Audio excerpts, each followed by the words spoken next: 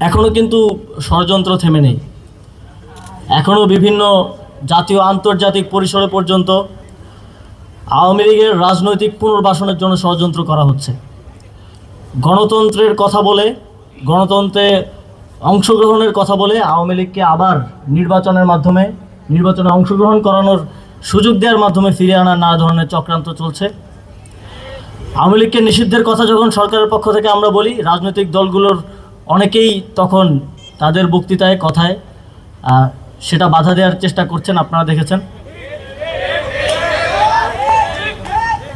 আমরা ডেমোক্রেসির কথা বলে পৃথিবীর বিভিন্ন দেশের দূতাবাসগুলো চাপ দেওয়ার চেষ্টা করছে যে আওয়ামী লীগকে নিষিদ্ধ করা যাবে না বা কিংবা নির্বাচন থেকে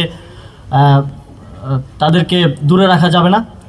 অথচ আমাকে জার্মান একজন সাংবাদিক একটা ইন্টারভিউ দেওয়ার সময় বলছিলেন যে আপনাদের থেকে আমরা বিভিন্নভাবে শুনতে পাচ্ছি যে আওয়ামী লীগকে নিষিদ্ধ করা হবে কিংবা এই ধরনের কোনো উদ্যোগ নেওয়া হবে, সেটা কি গণতন্ত্রের জন্য হুমকি কিনা?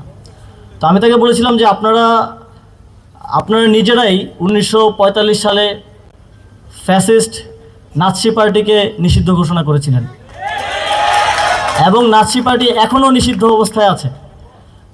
তো সেখান থেকেই বোঝা উচিত যে বাংলাদেশে আওয়ামী লীগের পরিণতি কী হওয়া উচিত।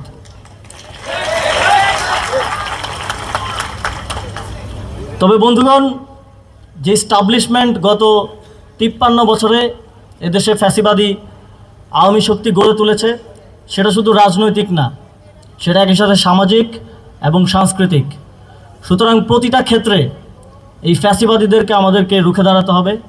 প্রতিটা ক্ষেত্রে তাদের কাউন্টার ন্যারেটিভ, কাউন্টার বয়ান নির্মাণের মাধ্যমে সমাজে তার পক্ষে সচেতনতা বৃদ্ধির মাধ্যমে আমাদেরকে ফ্যাসিবাদ যাতে কোনোভাবে আর ফিরে না আসে সেটা নিশ্চিত করার জন্য সংগ্রাম চালিয়ে যেতে হবে।